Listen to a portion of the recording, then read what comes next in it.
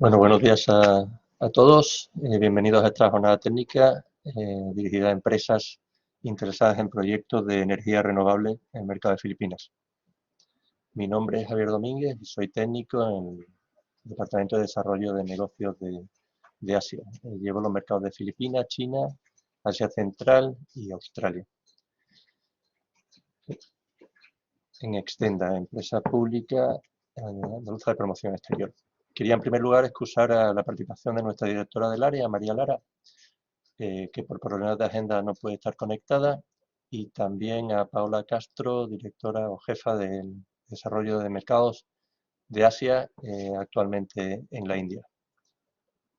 Por supuesto, agradecer la participación a nuestros ponentes, consejera económica de la Embajada de España en Filipinas, doña Silvia Torice de la Varga, el representante de la empresa Elenor en Filipinas, don Iván García Varas, así como el country manager Filipinas de ATI, la empresa ATI Consultores, de Patrick Pascual, que hará la presentación en inglés.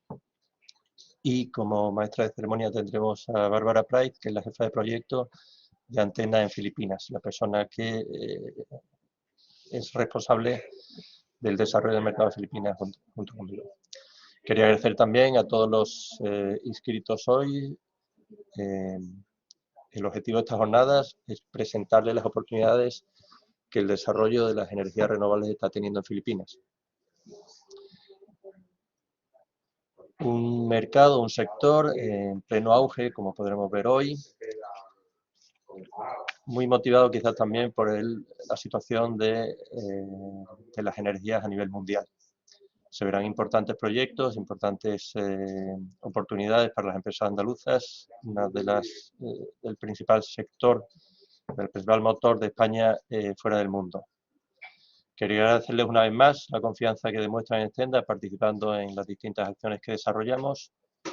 Quedo a su disponibilidad para cualquier duda que pudieran tener en esta o cualquier otra actividad, y les ruego que a lo largo de la jornada hagan la consulta bien por escrito o directamente a través de audio, al que les ruego que tengan normalmente apagado para evitar problemas con los ponentes. Si está interesado en mantener una reunión con cualquiera de los ponentes después de la jornada, indíquenoslo y trataremos de cerrarla a continuación o en los días inminentes. Le paso la palabra a Bárbara Price, jefa de proyecto en Filipinas, como dije, quien liderará esta jornada y el desarrollo de sus actividades en Filipinas. Muchas gracias otra vez desde Extenda. Bárbara, por favor. Muchas gracias, Javier. Buenos días a todos. Buenos días, España. Buenas tardes, Manila. Bienvenidos a esta jornada técnica sobre las oportunidades de energías renovables en Filipinas. Como ha mencionado Javier, vamos a tener tres ponentes. La primera será Silvia Torices de la Varga, consejera económica y comercial de la Embajada. Ella tiene un Master of Science on Economics and Business Administration y un Master en Economics and Development Policy en Massachusetts, en el Institute of Technology. Es economista del Estado desde 2015 y ha trabajado en el Asian Development Bank y en la Comisión Europea en Bruselas, entre otras cosas. Después tendremos como segundo ponente a Iván Varas, director general de Elenor en Filipinas.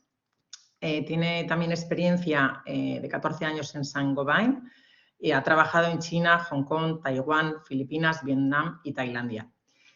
And last but not least, and the last part will be in English, we will have Patrick Pascual, Director and Country Manager of ATI Consultores in the Philippines.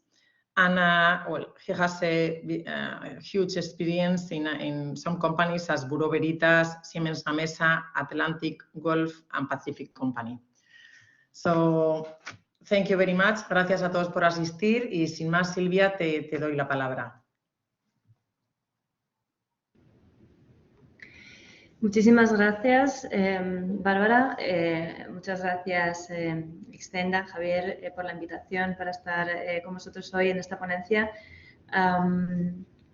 Es un placer para mí acercar un poco este sector que creo que presenta ahora mismo pues una situación muy interesante y unas oportunidades realmente fascinantes para la inversión internacional. Voy a centrarme, puesto que tenemos dos ponentes de excepción que tienen mucha más experiencia práctica y de mercado, me voy a centrar sobre todo en presentar un poco lo que es el país desde nuestra perspectiva, desde la oficina comercial, y sobre todo en explicar un poquito las características fundamentales del sector de la energía y de los últimos desarrollos. Vamos a ver si consigo compartir mi pantalla.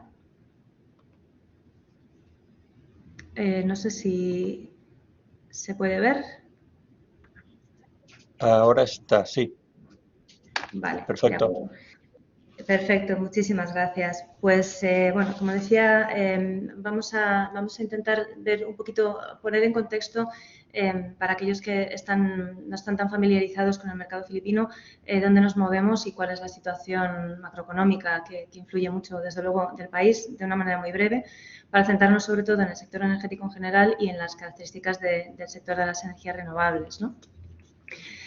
Bueno, Filipinas es, como bien sabéis, es un país insular con nada menos que 7.600 islas que constituyen el territorio. Esto lleva aparejado, es importante porque lleva aparejado una complejidad logística, sin lugar a dudas, en muchos aspectos, en muchos sectores, y desde luego el sector energético es uno de los que se han afectados de manera clave. Es un país de acuerdo con el último censo, con más de 110 millones de habitantes, jóvenes en su mayoría, con una edad media de 25 años. Filipinas es el país con la segunda mayor población de toda la región del sudeste asiático y es también una de las economías con mayores perspectivas de crecimiento de la región.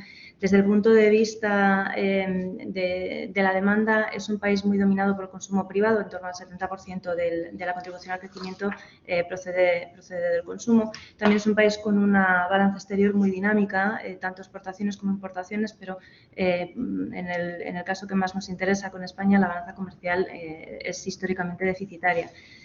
Es un país que además atraviesa una situación muy peculiar este año con un cambio de gobierno y un cambio de administración que va a determinar bueno, pues hacia dónde avanzará este país en los próximos 6 años.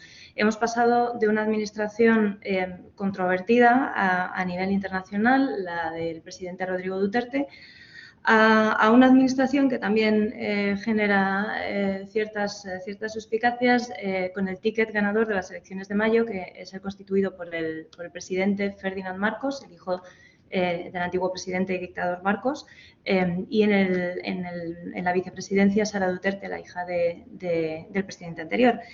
Este cambio a este gobierno hace que bueno, pues, haya muchos ojos puestos sobre la nueva administración, desde luego, y que los pasos se tomen con bastante pies de plomo.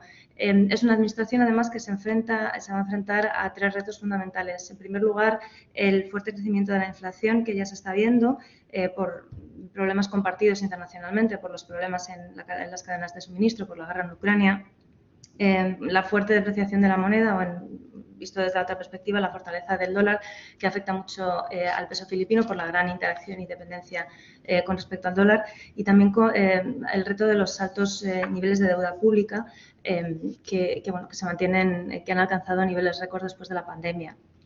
Todo esto en un contexto en el que, como vemos, bueno, pues hasta la interrupción del COVID, Filipinas ha sido un país que acumulaba más de 20 años de crecimiento económico sostenido, con una tasa media de crecimiento de en torno al 6%. Es la primera vez en 30 años, el año 2020, como consecuencia de la pandemia, que Filipinas tiene un crecimiento negativo, con una caída de casi el 10% del PIB. Pero ha sido una crisis muy rápida, aunque ha tenido consecuencias, pero ha sido una crisis de recuperación muy potente. Se han vuelto a recuperar las tasas de crecimiento que había previas a la pandemia, y las expectativas de crecimiento de todos los think tanks y los grandes grupos de interés son, como veis, muy positivas. La previsión para 2022 y para 2023 es que se va a mantener un ritmo de crecimiento muy potente. Esto, en el contexto de una serie de debilidades a las que ya hemos hecho mención antes. Bueno, en primer lugar, la tasa de inflación. Una tasa de inflación que además se está reflejando también ya en los precios de la energía. Los precios están muy por encima de los objetivos del Banco Central, que es en torno al 2 y al 4%, y actualmente la inflación se encuentra en el entorno del 7,5%. Esto empuja, lógicamente, al Banco Central filipino a subir los tipos de interés para tratar de contener la inflación, y esto, lógicamente, tiene consecuencias que todavía están por ver y por explorar sobre la economía real, sobre el nivel de precios en general, sobre las decisiones de consumo, sobre la inversión y, por lo tanto, en este sentido, afecta al sector que nos ocupa. Hablábamos también de problemas de un potencial riesgo por parte del sector público y de las cuentas públicas. El COVID aumentó muchísimo la presión sobre las cuentas públicas, se hicieron una cantidad muy abundante y necesaria de medidas para transferencias al sector privado y a los consumidores, cuidados médicos, vacunación, etcétera. Todo esto ha tensionado mucho las cuentas públicas. Ha habido un fuerte aumento del déficit público a raíz de la pandemia. Y esto se ha reflejado también en un aumento del ratio de deuda que está en máximos históricos por encima del 60%. Esto es una magnitud, es un endeudamiento que es muy difícil de doblegar y que a largo plazo, lógicamente, si se desea, como anuncia este Gobierno, volver a los niveles originales en torno al año 2028, pues requiere una serie de contenciones en el gasto público que, bueno, pues en lo que a nosotros nos concierne hoy aquí, pues afecta en cierta medida a la capacidad que tiene el sector público de desarrollar medidas de gasto, inversiones públicas y de contribuir desde la perspectiva pública a la inversión en el sector energético. Desde luego, va a ser un factor muy importante. ¿Cómo es este sector de la energía en Filipinas? Bueno, Filipinas en general se puede decir que es un país con una demanda energética relativamente baja por habitante en relación, si lo comparamos con el resto de países de la región. Cuenta con aproximadamente unos 25,5 gigavatios de potencia on-grid instalada, sin contar con la potencia off-grid, que son algo más de 600 megavatios. Las energías renovables, que veremos en más detalle a continuación, representan en torno al 29% de la capacidad instalada y el 22% de la generación. Es un sector, el energético, muy marcado por la existencia de grandes conglomerados empresariales muy diversificados que entran en varios puntos de la cadena. También señalar que, según los datos que publica el Banco Mundial, Filipinas es el país con el coste de electricidad más caro de toda la región del ASEAN. Hay distintos factores que se encuentran detrás de este alto precio. El informe del Banco Mundial apunta, por ejemplo, a la falta de subsidios públicos, como existen en otros países de la región. Pero bueno, también, desde luego, está el hecho de que Filipinas no dispone prácticamente de fuentes propias. En la actualidad, sin contar con las renovables, no dispone prácticamente de yacimientos de combustibles fósiles y esto hace que se genere una gran dependencia exterior. Un factor adicional para esta situación es el hecho de que ese fuerte potencial de crecimiento del que hablábamos antes, ¿no? El crecimiento sostenido durante los últimos 20-30 años pues lleva aparejado también, lógicamente, un aumento de la demanda de energía.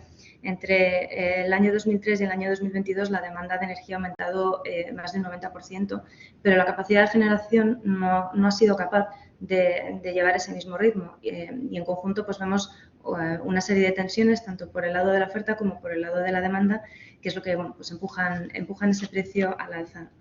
En general, por estas limitaciones, por las necesidades de expansión de la capacidad instalada y de la mejora de los sistemas de transmisión, es un sector que presenta oportunidades de inversión muy importantes para las empresas extranjeras si se sabe comprender bien cómo funciona el mercado y cuáles son los agentes que operan en el mercado y cómo se interactúa con ellos. Si hablamos de agentes, bueno, la red el sistema es muy complejo, empezando desde los organismos de los que derivan las políticas y la regulación a la generación, transmisión, distribución y suministro en última instancia. Sin ánimo de ser exhaustivos, porque sería un ejercicio muy largo, se puede apuntar dentro de los organismos reguladores, que son los que determinan en última instancia cómo funciona el mercado. Tenemos el Ministerio de Energía, el Department of Energy, que es quien, bueno, pues el organismo supervisor en el sentido más amplio, ¿no? Es quien supervisa, coordina y prepara todos los programas y todos los proyectos a nivel nacional en relación con la exploración, desarrollo y distribución energética. Dentro de este pack también de reguladores está la Energy Regulatory Commission, el ERC, que es la comisión supervisora del mercado que garantiza que los precios se establecen según un sistema competitivo, y la National Electrification Administration, NEA, que es una corporación pública perteneciente al gobierno filipino que trabaja con las cooperativas.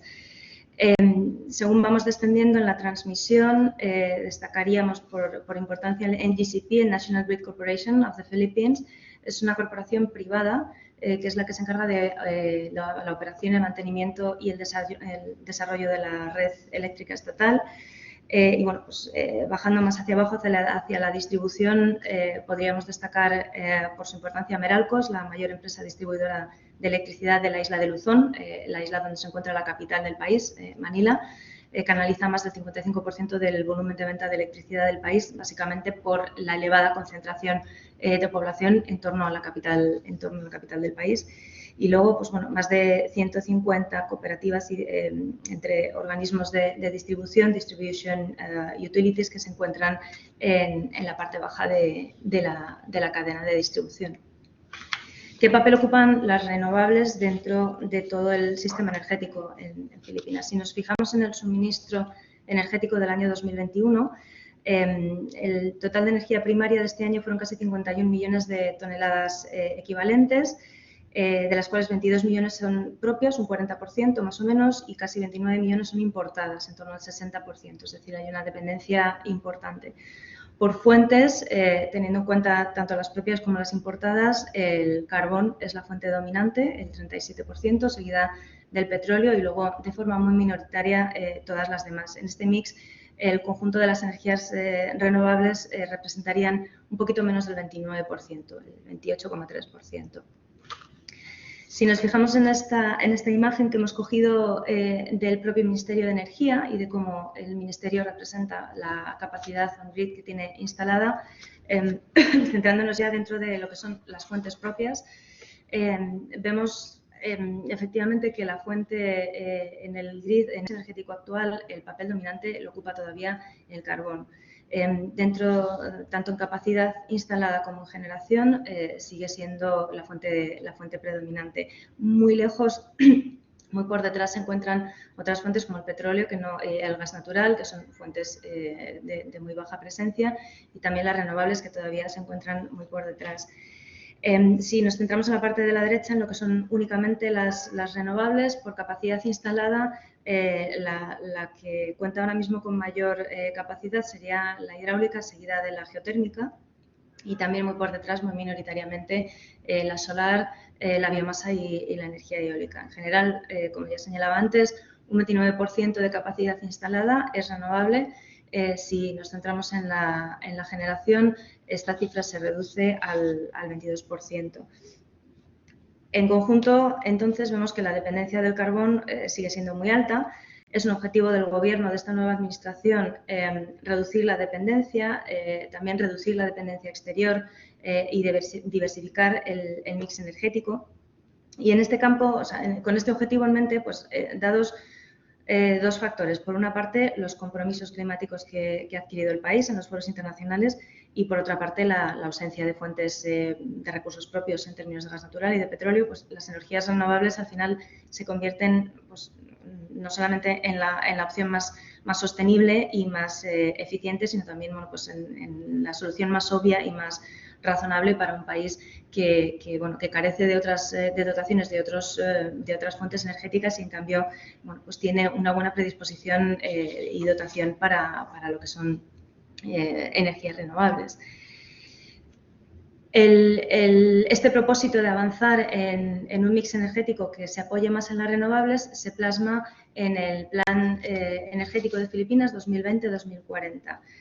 Bajo este logo de conseguir avanzar en una senda sostenible hacia una energía más limpia, es un plan que tiene como objetivo la seguridad y la sostenibilidad energética a través de una serie de inversiones en infraestructuras, fundamentalmente, que hagan del sector energético un sector más competitivo, poniendo sobre todo el enfoque en el consumidor y en conseguir, en última instancia, rebajar ese precio de la energía tan alto que mencionábamos al principio.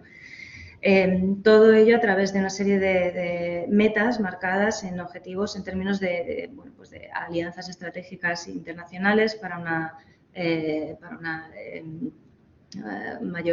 mejor garantía, ¿no?, de la energía que viene del exterior, inversiones en distintos campos, infraestructuras resilientes y seguras. El objetivo de este plan es que, bajo lo que dentro del plan se denomina el Clean Energy Scenario, frente al escenario actual, con la presencia actual de renovables en el mix, alcanzar una serie de objetivos de presencia de renovables que son el 35% en el año 2030 y el 50% en el mix energético en el año 2040. Estos objetivos, que son razonablemente ambiciosos, se plasman en una serie de iniciativas. Tenemos en pantalla el Programa Nacional de Energías Renovables, a través del cual se instrumentan muchos de estos objetivos. Vemos también cómo se ha avanzado ya en algunas... En los contratos ya firmados hasta fecha de junio de 2022 se habían adjudicado un total de 998 proyectos de energías renovables, todavía muy por debajo la capacidad instalada del potencial, pero con un avance relativamente estable. Además, una de las iniciativas que me gustaría resaltar y que es muy reciente es este programa de subastas, el Green Energy Action Program. Este programa se firma a finales del año 2021 y tiene lugar la primera subasta en junio de este mismo año, en junio de 2022. Tiene lugar la primera ronda de subastas de energía limpia con el objetivo de asignar 2 gigavatios de capacidad de renovables mediante subasta electrónica. En esta subasta el resultado ha sido satisfactorio, se han adjudicado prácticamente los 2 gigas que se pretendían en 19 contratos a varios promotores de renovables que se han comprometido a entregar este volumen en fechas entre 2023 y 2025. Dado que el resultado ha sido bastante satisfactorio, se espera que las subastas se repitan de forma periódica, ya sea como mínimo anualmente o incluso con mayor frecuencia en función de las necesidades del sistema. En principio, esperamos efectivamente que se repita esta subasta el año que viene. El proceso de licitación a través de la subasta, a través de estas subastas lo inicia el Ministerio de Energía, el Departamento de Energía, que es quien publica y difunde la licitación. Se hace público además también en un periódico de difusión general aquí en el país. El ERC, el Energy Regulatory Commission, además es quien va a determinar el precio a más tardar 60 días tras la publicación de la licitación. El Departamento de Energía publica los Terms of Reference de la subasta al menos 15 días antes del primer día de registro para cada ronda. Todas aquellas empresas que deseen licitar se deberán registrar en el Ministerio de Finanzas y después será el comité del Green Energy Action el que hace la evaluación de esos licitadores registrados y quien va a publicar la lista definitiva en la página web del Ministerio de Energía de los licitadores que hayan cualificado. Se hace igualmente en 30 días de antelación una conferencia prelicitación donde se proporcionan todos los detalles sobre la subasta que se va a realizar, se responden a las preguntas concretas que tengan los licitadores. Estos licitadores que hayan sido cualificados tienen de plazo hasta un día antes de la licitación para presentar su capacidad y el precio a través de la plataforma de licitaciones online de la propia página web del Ministerio de Energía. Este es un poco el procedimiento que hemos visto en este año y el que esperamos que se repita. Hemos visto también muchas otras iniciativas que apuntan al interés que está mostrando el Gobierno en el entorno de las renovables. Sin extenderme mucho, resaltar, por ejemplo, el Green Energy Option Program, que permite la entrada de los usuarios finales en el sistema, no solamente para nutrirse a sí mismos cuando su demanda es relativamente pequeña, sino también para entrar los consumidores finales como productores, de manera que se conviertan tanto en productores como en consumidores de renovables. La estrella, de todas formas, de las novedades legislativas ha tenido lugar muy recientemente y se produce a raíz de una resolución del Ministerio de Justicia en septiembre de este año, en la cual emite una opinión en la que recoge clarifica lo que recoge la Constitución en torno a la propiedad extranjera y la participación de empresas extranjeras en proyectos e inversiones de energías renovables, matizando que cuando se establece esa restricción sobre los recursos naturales, solamente cubre aquello que es susceptible de apropiación, excluyendo así el sol, el viento y el océano. Esta opinión del Ministerio de Justicia, que se ha plasmado muy recientemente a finales del mes de noviembre en una circular del Departamento de Energía, lo que supone es una liberalización de facto del sector y de las renovables en estos tres subsectores que menciona expresamente el Ministerio de Justicia. Las restricciones constitucionales establecen una limitación a la participación extranjera del 40% como máximo de no inversión.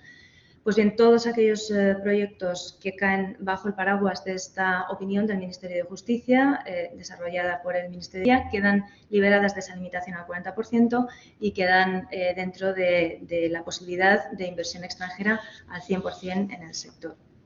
Esto abre, lógicamente, un abanico de posibilidades de inversión realmente muy extenso en un país donde, como hemos visto al principio, hay mucho aún por hacer. He marcado aquí algunas otras novedades regulatorias, quizás menos relevantes, en temas de waste to energy para el empleo de biomasa, energía marina, energía solar y liberalización de las posibilidades de generación de energía solar empleando el espacio disponible en azoteas y tejados. Bueno, una serie de baterías de medidas que son interesantes, sobre todo por la señal, ¿no? El indicador que apunta en la dirección de la mayor liberalización. Y me gustaría terminar resaltando sobre todo un roadmap que se va a desarrollar en los próximos años, que también implica un potencial muy interesante, que es el de la energía eólica offshore. Este roadmap se ha hecho en colaboración con el Banco Mundial y recoge, bueno, pues una serie un marco, ¿no? una hoja de ruta que ha empezado a implementarse en abril de este año y que recoge inicialmente pues, el desarrollo del plan espacial, la definición de las zonas donde se va a desarrollar ese eólico offshore, todas las cuestiones relativas al leasing y a los permisos, todas las cuestiones relativas a cómo se va a proceder a las subastas, etcétera. A partir de 2023 y hasta 2028 se espera que se desarrollen y que se instalen los primeros proyectos y que se continúe con desarrollo de infraestructuras más a largo plazo entre 2025 y 2035. Estos son algunos de los aspectos más importantes. Me gustaría solamente terminar indicando una serie de consejos prácticos a la hora de acercarnos al mercado filipino. Diseñar una estrategia de qué sectores y qué subsectores y en qué regiones nos interesa trabajar.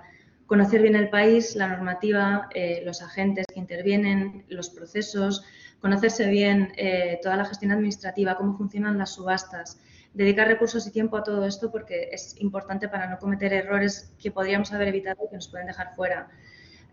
Buscar el socio local, siempre, aunque el mercado esté liberalizado, es importante asociarse con las empresas que conocen mejor el mercado. adaptarse al cliente final y presentar propuestas flexibles y estar preparado pues, para posibles extensiones o cambios que siempre pueden producirse. Y sobre todo, pues, utilizar y recurrir a la oficina comercial. Estamos aquí para dar apoyo a todas las empresas, tanto instaladas como que estén buscando instalarse, tanto a través del apoyo sobre el terreno, logística, servicios personalizados y apoyo en todo tipo de circunstancias. Tendemos siempre nuestra mano a las empresas que se acercan al mercado filipino. Muchas gracias. Gracias a todos. Gracias, Bárbara, por dejarme compartir este momento y espero que haya sido interesante. Muchísimas gracias, Silvia. Ha sido interesantísimo, como siempre, una síntesis muy buena. Luego, al terminar, yo creo que hacemos la ronda de preguntas. Vamos ahora con Iván Varas. Por favor, te doy la palabra.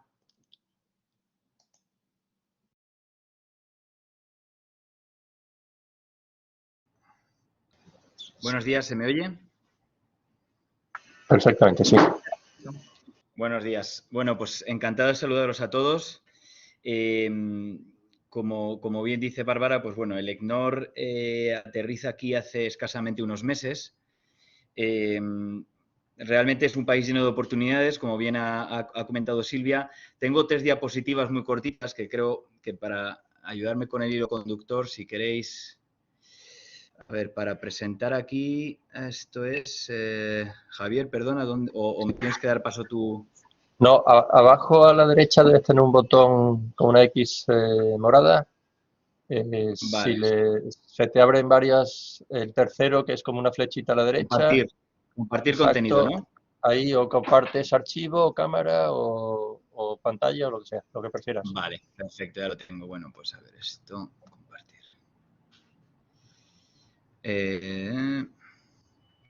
No sé si veis mi pantalla ahora. Sí, se está viendo ya. Vale.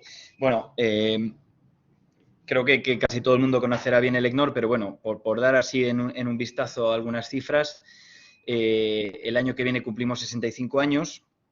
A día de hoy tenemos presencia estable en casi 70 países. Creo que somos unos 24.000 trabajadores a día de hoy y básicamente pues nos centramos en temas de energía, sobre todo renovables, algo de infraestructura, bueno, y dentro de energía también pues todo lo que es transmisión, que es nuestro core business, ¿no? Este año creo que acabaremos con unas ventas de en torno a los 3.500 millones de euros.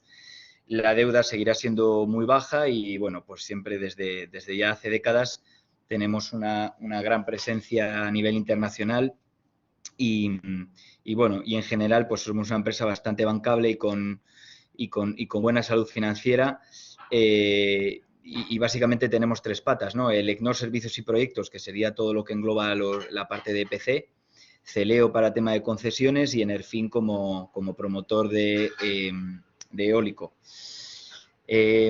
La razón básicamente de venir a Filipinas es pues que, bueno, el último país en el que nos instalamos fue Australia hace unos 10 años. Allí, como tantas otras empresas españolas, pues nos ha ido bastante bien. A día de hoy creo que estamos entregando 220 megas de eólico para Iberdrola. Se nos ha adjudicado también un contrato de 700 kilómetros de una línea de 500 de Transgrid, que es un poco la red eléctrica de allí. Tenemos algún proyecto de baterías y, bueno, y en solar, pues realmente, no sé, creo que en total habremos entregado ya casi unos 2 gigas. Por lo tanto, bueno, pues tenía algo de sentido, sobre todo porque habíamos trabajado allí con un cliente filipino y como os diré luego, pues bueno, por temas de cultura, idioma y demás, empezamos nuestra andadura por sudeste asiático centrándose en este país. Otras 2 diapositivas más, simplemente, bueno, sobre el mercado de energía. Como bien ha comentado Silvia, pues básicamente veis que en torno al 50% es prácticamente carbón. Luego tendríamos otro 25% más o menos entre gas natural y diésel y demás. Y ese 25% un poco de renovables, pues bueno, básicamente la mayoría de ello es hidro, que son, bueno, instalaciones más o menos antiguas, se podría decir. Geotermia aquí es muy potente, si no me equivoco, después de Estados Unidos e Indonesia es el tercer país del mundo donde más peso tiene, por estar obviamente en todo lo que es el cinturón de fuego. Y como veis, bueno, pues biomasa es prácticamente un poco más de un 1%, y entre eólico y solar, pues a día de hoy suman en torno al 5%, pero bueno, es que hace 2 años no llegaban al 2%, ¿no? Entonces, básicamente todo está por hacer, los targets son muy ambiciosos, tal vez demasiado, pero bueno, para 2030 se intentará que las renovables copen un 35% del mix y el 50% para el 40%, ¿no? Teniendo en cuenta que prácticamente pues todo ese incremento se lo va a llevar seguramente solar y eólico.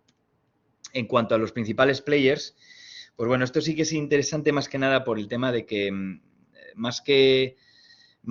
o sea, se dan aquí unos conglomerados gigantescos, casi la mayoría son clanes familiares, que bueno, no sé, para que todos nos entendamos, ¿no? Pues esto es un poco como si en España, además de digamos, el señor Florentino tener ACS, tuviese también Iberia, la SEAT, el Corte Inglés e Iberia, ¿no? O sea, son realmente megacorporaciones. Es importante entender un poco las relaciones que tienen entre ellos. Y a día de hoy, además de las clásicas, que bueno, San Miguel lo mismo te hace cerveza que te construye un puente, Avorti siempre su core business ha sido energía, pero bueno, también están en la alimentación, real estate, astilleros, bueno, son otro monstruo. Como veis, estos dos ya solamente prácticamente tienen el 50% de la generación. Otro grupo importante también son los López, First Gen. Tenemos también, digamos, una generadora que pertenece al Estado, y luego también, bueno, Eisen es Ayala Corporation, ¿no? Estos son un poco los principales, pero como veis, el resto de grandes empresas locales pues ya se están metiendo poco a poco en el mercado de la energía y realmente, pues bueno, los proyectos aquí no suelen ser muy grandes, es complicado conseguir mucho terreno, por lo tanto la mayoría de los proyectos son, pues digamos, no sé, en solar desde 5 o 10 megas hasta 100, 150, la mayoría, yo diría que la mayoría están entre 50 y 100. En eólico obviamente un poquito más, pero tampoco es algo extraordinario. Y luego, pues bueno, como última slide, ¿no? Para comentar un poco, pero que es básicamente repetir lo que decía Silvia. O sea, nosotros vemos que hay 5 puntos importantísimos como main drivers para invertir aquí, ¿no? El primero es la demografía. Hablamos de un mercado de 110 millones de personas con una edad media de 26 años. Es decir, solamente la inercia de la pirámide demográfica van a hacer que este país no pare de crecer. Muchísimas cosas están aún por hacer. Hay una gran inversión en obras públicas, tanto de infraestructura como de energía. El turismo subirá muchísimo porque, bueno, dentro de esas 7.700 islas, pues hay realmente lugares paradisíacos y regará mucho dinero, ¿no?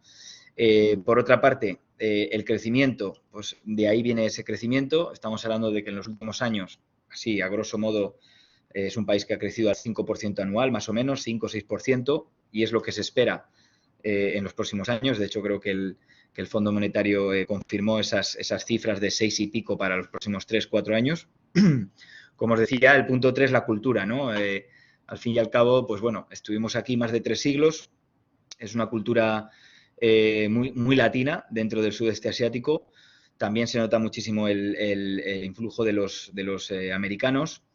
Y además, pues bueno, pues hay muy buena gente, ¿no? Hay que decirlo.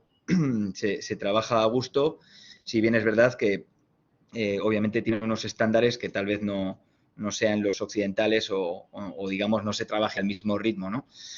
Como cuarto punto importante, pues bueno, sin duda el socio. El socio es algo vital.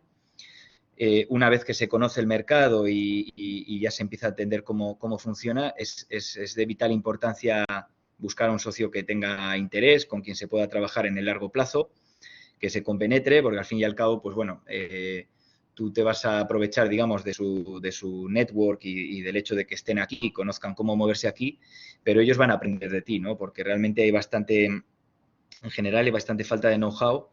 Es verdad que hay mucha mano de obra barata, digamos, pero realmente la mayoría de la gente buena, digamos, pues o se los llevan fuera.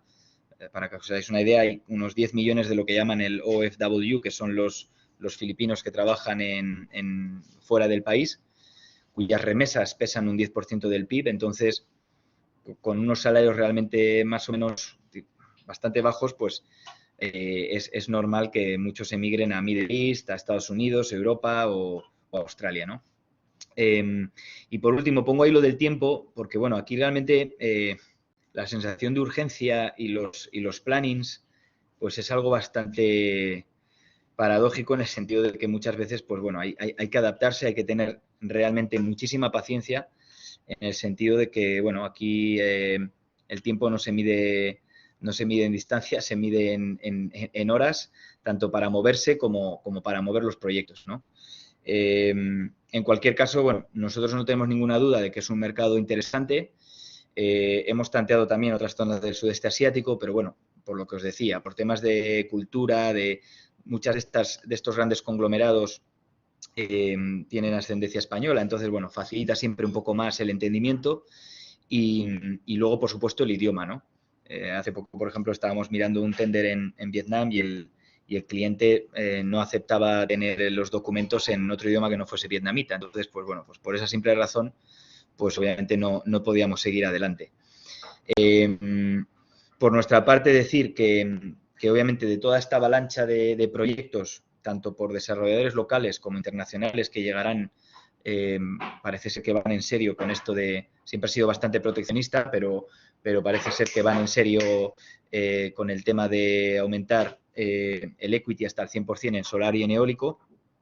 Pues en principio nuestro objetivo es intentar abrir el melón pues, con algún parque solar o eólico y en una segunda instancia meternos en transmisión, que realmente es un poco el cuello de botella, ¿no? Es lo que estamos viendo. Muchos proyectos se paran porque, bueno, la administración suele ser tediosa en todas partes, pero aquí tal vez un poco más. Y al final, pues bueno, es una empresa la que explota todos estos recursos y si ya es difícil conseguir los terrenos, pues inmediatamente después o casi antes, digamos, lo primero que hay que mirar es si hay capacidad en la subestación.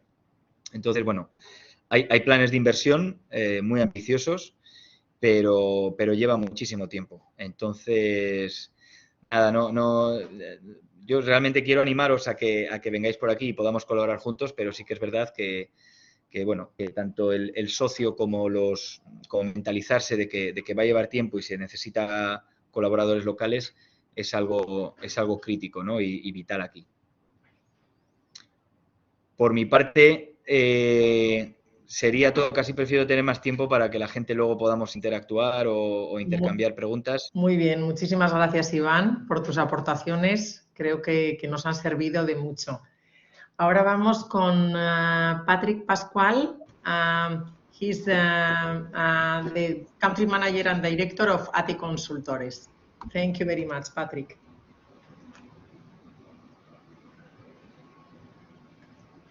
Yes, good afternoon, everyone. Am I clear? Perfectly, Patrick. Thank you.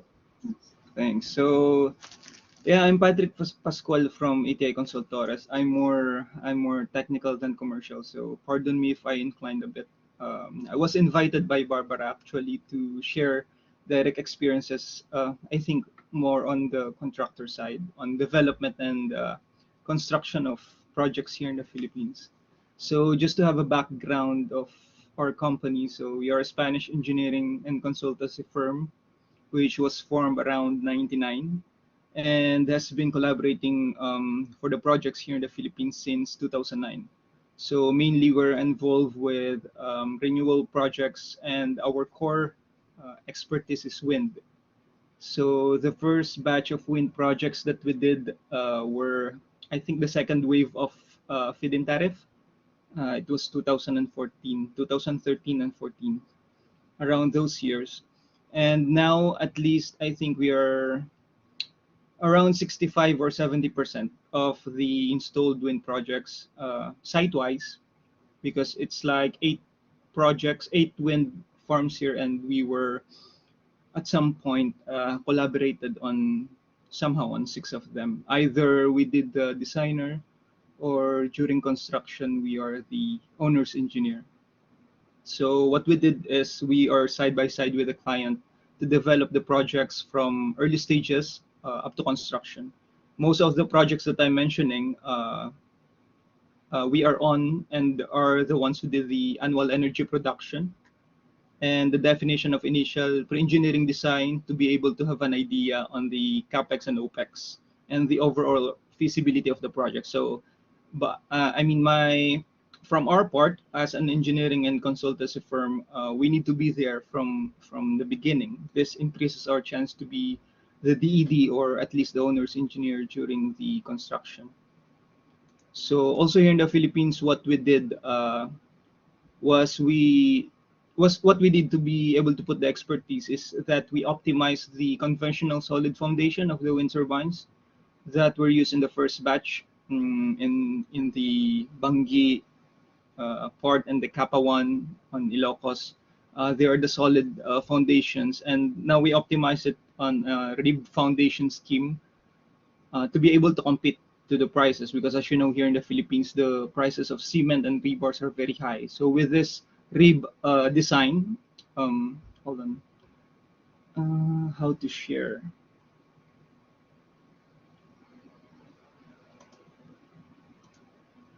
Anyway. Yeah, Patrick, you got a pink link on the okay. on the right side. Okay, I got it.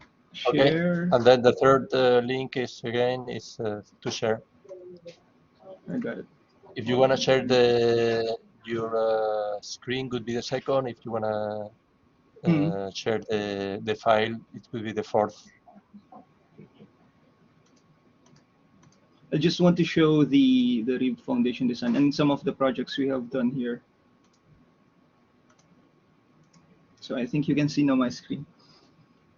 So here are some of the projects we have been involved here in the Philippines. So as I've said, as I've mentioned, it's mostly wind, but we are also doing some engineering and consultancy design for hydro and for solar. So we did the Nabas Petro Wind. You can see here the foundation design that we did. I don't know if you can, I will zoom it out, but it's pixelated. Anyway, you can see here the compartment. So this is what we did just to optimize the foundation design and reduce the volumes to 20 to 30%. So this foundation enables us to compete in the market, especially with the high cost of cement and rebars. And we also did the Puerto, so I see 16 megawatts. As Ivan is mentioning, this is the first wave of the wind farms. The sizes are very small.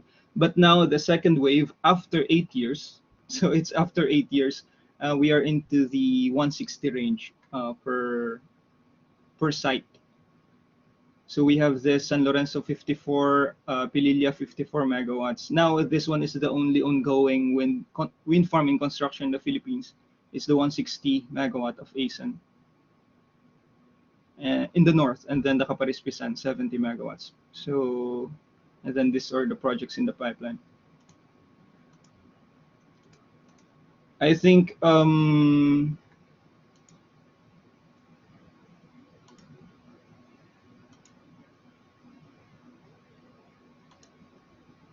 Ivan and Sylvia already share mostly about the numbers and the trends, so I will not repeat that now.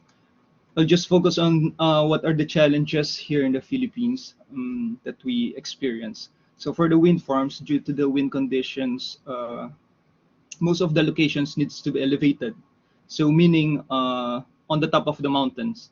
So these also take some years to determine the final feasible logistic route that has less impact on existing structures. So in terms of contractor capacity, I think we have passed the learning curve because we have built a few in the last year. So, and the equipment are already here available. Unlike 5 years ago, the cost of a blade lifter will kill the logistics. Now we are implementing blade lifters in the ongoing construction in the north. So now we are in the 4.5 megawatt platform, and it's an ongoing construction. Also, on the on contractor side, civil or electrical, due to the PCAB, PCAB is like a government entity that issues your license to build. So PCAB license restriction and the capacity to warranty work. So only handful of civil contractors are eligible to do civil work for the wind farms here in the Philippines, or any other large scale projects. So our experience for the development phase, the lead time can be very, very long. So as Ivan is mentioning, the last turbine I commissioned was year 2014. That was 8 years ago, second wave of FIT. So I can track it vividly because it was the same age of my daughter. So it mainly depends on the administration support, all this permitting, and this combination of slow process and technology catching up to us. Actually, we have some sites we did like three versions of micrositing like every 2 years, because the wind turbine models are changing and the developer need to increase the capacity. So right now what's happening is that every big developer is getting their piece of land to develop, and probably most of the obvious sites have owners already. The location of the Philippines, because of the geography, the site to be developed is very limited due to our multiple island setup. The grid is also not centralized, so thus the availability to connect is not readily available. On some big islands where we found some resource, it needs to be connected through a submarine cable to the main grid for the project to push through. So I think we have successfully done that scheme on the project San Lorenzo, where the developer was the one who paid first for the submarine cable, and then later on acquired by the NGCP, National Grid Corporation, as a grid asset. So that was our scheme to push with the project. So the thing is here now, the grid is not coping up with the amount of projects that are coming in. So we have projects that the developer were the ones who build the long transmission lines with agreement with NGCP that it will be acquired as a grid asset. So this is for transmission line. Now we are trying to look into options like replicating this scheme even for the substation upgrades, because we need to upgrade some of our substation locations to be able to inject more power.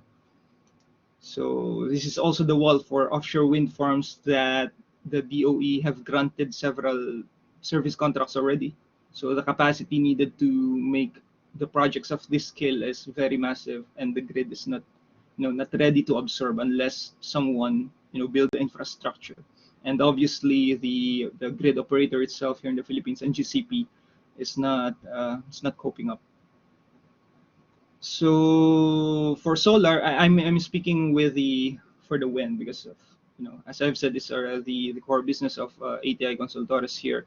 But we also did some solar pre-engineering and detail design, but not our main focus, because right now it's being monopolized by the Chinese EPCs. So most of the awarded contracts, especially for the big ones, the 100 megas and above solar farms, is being done in an EPC package. So, and engineering, as everyone knows, engineering of solar is not as complex or complicated as the wind. So there's a lot of competition for this one, and local as well. So for engineering consultancies, there are some. We have 5 megawatts to 50 megawatt sites, but we are now more inclined into wind. We also have some hydro, so we have a couple of projects in construction stage. And it seems that the developers are diverting, the main developers now, that before mainly focus on hydro installations are diverting to wind and solar, are now switching to wind and solar. Because I think unlike the rest of the renewables, hydro take very long lead times to build. not mentioning the long lead times to develop with the permitting and the paperwork and the feasibility. And then it's still, because of the amount of civil works needed, you know, to connect a river to the penstock or raceway, it take years also, more years than solar, which is we can build in 6 months, and wind we can build in 1 + 1 years, 1 year civil, and then maybe 1 year on the deliveries and erection. So I think that can summarize the experience on the contractor side on the renewable projects here in the Philippines. But nonetheless, because of the reactivation of the GIAP, which is the auction now with the DOE, it seems that the projects are there's an influx of projects again. It's like 5 years ago when they have the FIT, because 5 years ago we have FIT, and then it suddenly, because of the, I don't know, maybe the administration is not their focus, so it has been idle. The projects has been idle, and then now we have this JAP, and I think next year we'll have another round for auction again from the DOE. So I think that's it for me. Thank you very much, Patrick. ATI Consultores has been very successful in the Philippines, so I think your experience helps very much to the other Spanish companies that are having a look to this side of the world. So thank you very much.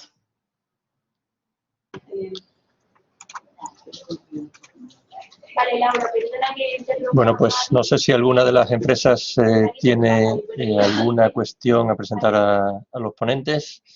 Mientras, por seguir el mismo orden, yo vuelvo con la consejera. Después de las explicaciones que se han dado, sobre todo de la extensión que pueden llegar a tener los proyectos en tiempo, ¿cómo sería la financiación? ¿Cómo actúa, por ejemplo, el Banco Asiático de Desarrollo? ¿Hay proyectos? ¿Hay oportunidades ahí? Gracias. Gracias, Javier. Pues es una pregunta realmente muy interesante. Efectivamente, el Banco Asiático es un componente fundamental para la financiación en muchísimos sectores, no solo en Filipinas, sino en toda la región. Y lo cierto es que en lo que respecta a energía, hemos visto en el caso de Filipinas, bueno, no demasiada participación.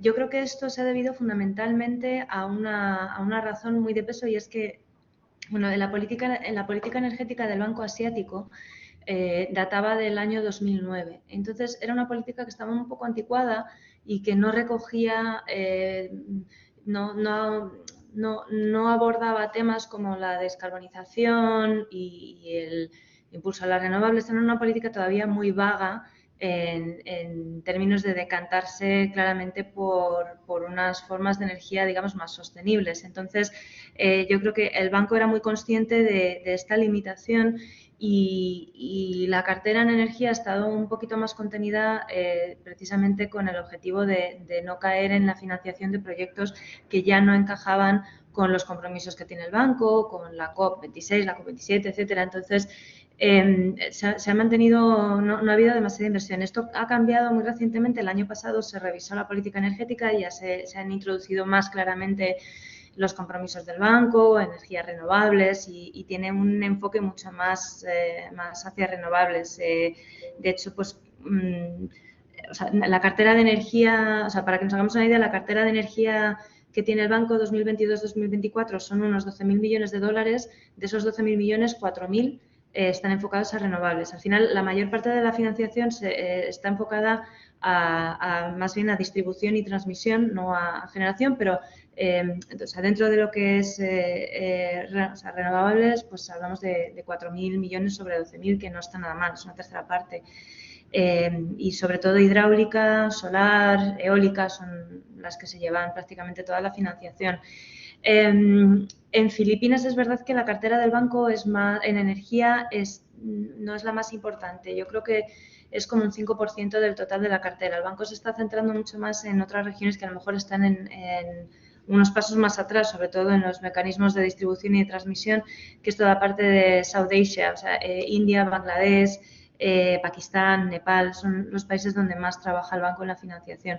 Pero sí que es verdad que, bueno, en el caso de Filipinas, o sea, pues yo creo que hay, no sé si estoy diciendo, no sabría decirte a lo mejor los números exactos, pero en torno a ese 5% de la cartera que tiene prevista el banco para Filipinas es energía y la financiación se centra sobre todo en distribución, transmisión y renovables. O sea que sí que efectivamente con el banco contamos con una fuente de financiación potente bueno, que en todo caso es o sea, siempre a solicitud, ¿no?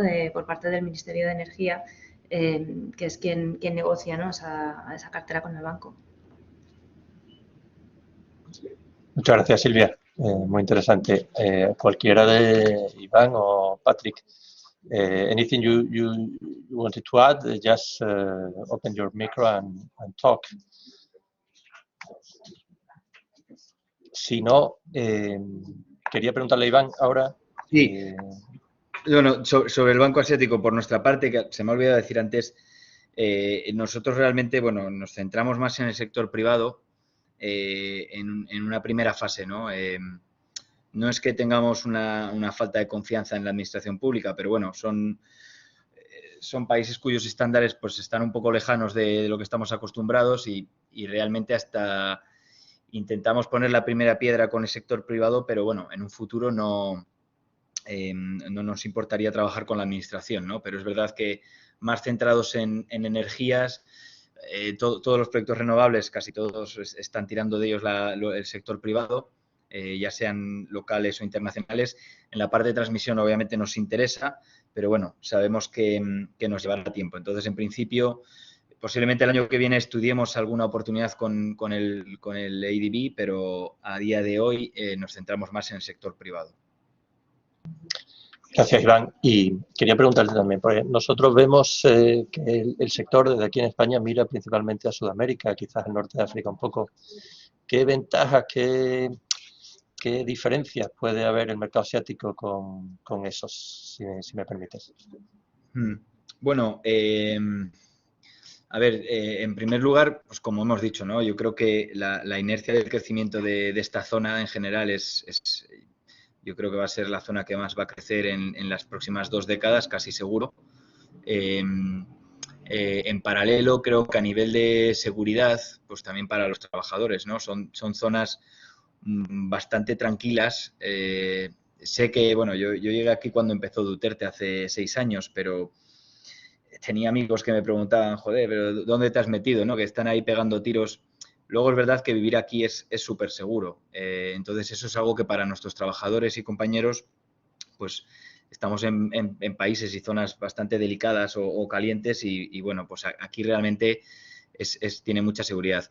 Y luego en cuanto al marco, digamos, político, pues bueno, hay que entender, mi mujer es filipina y me acuerdo que preguntando y hablando de política, ¿no? Ella me decía que aquí la política es un negocio familiar, es decir, como veis, Duterte era el anterior presidente, la hija ahora es vicepresidente, ha llegado Marcos, que es el hijo de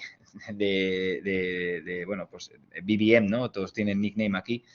El hijo de Marcos, en un futuro es posible que se postule la hija de Duterte, Sara Duterte, para pasar de vicepresidenta a presidente. Luego viene el hijo de Marcos, que es el nieto del dictador. Es decir, al final, bueno, pues desde fuera tal vez, ¿no? Digamos que puede vender muchos titulares, pero al fin y al cabo sí que hay la mayoría de la gente aquí y sobre todo estas grandes empresas, bueno, ellos al final se saben mover con cualquiera que esté en el poder y en cierto modo lo más positivo que ven, sí que es verdad que parece que Marcos está poniendo bastantes tecnócratas al frente de digamos, ministerios clave, lo cual se está viendo bien recibido, está siendo bien recibido, pero es verdad que hay una cierta continuidad, ¿no? Es decir, muchas veces, aunque aquí las legislaturas duran 6 años, es verdad que muchas veces cuando parece que algo se va a poner en marcha, pues se frena porque llega otra administración, se pone todo patas arriba y demás. Aunque sean diferentes equipos, las líneas generales son bastante similares, ¿no? Y eso en cuanto a infraestructura y energía, pues es una ventaja. Entonces, bueno, pues comparado con otros países, yo diría que el crecimiento es mucho más acentuado que en otras zonas. Y es verdad que aunque está muy lejos, a nivel cultural está bastante cerca, ¿eh? En el caso de Filipinas concretamente, como os digo, pues es casi un país latino. Entonces, bueno, es una ventaja a tener en cuenta, ¿no? Y al final el idioma, pues bueno, aquí todo el mundo es bilingüe en inglés y es muy fácil comunicarse. Pues muchas gracias, Iván. And now, Patrick, please, according to your experience as a technical person, which would be the greatest strengths of the Spanish companies in those markets? Well, especially I think it will be the expertise and the way we communicate and deal with the clients. So it's service related, at least on my experience. So this can be our big advantage here. And of course, especially for wind, there's not much of competition because the local engineering firms are not yet they haven't established, or they haven't got the capacity to do the FEM or the designs or this kind of calculations here at this moment. So we are, even if we have built like 8 to 10 wind farms, I feel that we are still in a very early stages. So I just want to add that for the companies who wanted to enter here in the Philippines, since that there is a lot of service contracts, developers, projects floating around, it is very imperative. It's very imperative to choose that the project has the weight and which one will push through. Because of this long lead times, it is very important that you will be in a good team, that you can gain that you can game on the time you have invested. Thank you very much, Betty. No sé si hay alguna pregunta de las empresas de forma individual. Quizás prefieran reunirse luego con vosotros o mantener una conversación. Les pasaremos vuestros datos. Muchísimas gracias por las presentaciones. Yo creo que le hemos dado una vuelta al sector importante y hemos, de alguna manera, los objetivos que teníamos previstos de presentar la situación del sector y las oportunidades que sin duda hay allí, sean conocidas por las empresas participantes. Entonces, no sé, Bárbara, si tú tienes alguna cosa que añadir antes de terminar la jornada. Nada más. Dar las gracias a todos los asistentes y a los ponentes, por supuesto. Gracias, Javier. Pues nada, le recordamos que tanto la oficina comercial como Extenda están allí para facilitar el acceso, para facilitar la comunicación con los interlocutores, con las distintas empresas, proyectos, Banco Asiático, en fin, todas las entes, las organizaciones que pueden ayudarle de alguna manera. Y muchas gracias otra vez. Esperamos que haya sido interesante vuestra participación también, conociendo unos a otros que ya os conocíais, pero bueno, y bueno, pues que eso, muchísimas gracias, a ver si conseguimos llevar a empresas de energías renovables para allá y ampliar el share, ¿no? La participación española allí en los mercados asiáticos. Eso, gracias otra vez.